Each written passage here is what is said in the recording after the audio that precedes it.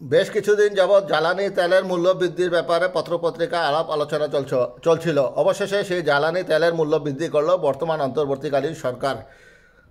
আজ এক প্রজ্ঞাপনের মাধ্যমে এই খবর প্রকাশিত হয়েছে। আহ, জ্বালানি তেলের দাম বাড়ালো মধ্যরাত থেকে কার্যকর। আজ মধ্যরাত থেকে কার্যকর হবে। সব ধরনের জ্বালানি তেলের দাম লিটারে 1 টাকা বাড়ানো হয়েছে। এর ফলে ডিজেল ও কেরোসিনের লিটার 104 টাকা থেকে 105 টাকা হয়েছে। এছাড়া 1 টাকা বাড়িয়ে প্রতি লিটার অকটেন 126 টাকা এবং পেট্রোল 122 টাকা হয়েছে। শুক্রবার 31 জানুয়ারি ডিজেল, কেরোসিন, পেট্রোল ও অকটেনের দাম বাড়িয়ে প্রজ্ঞাপন জারি করেছে জ্বালানি ও খনিজ সম্পদ বিভাগ। এদিন মধ্যরাত থেকে নতুন দাম কার্যকর হবে।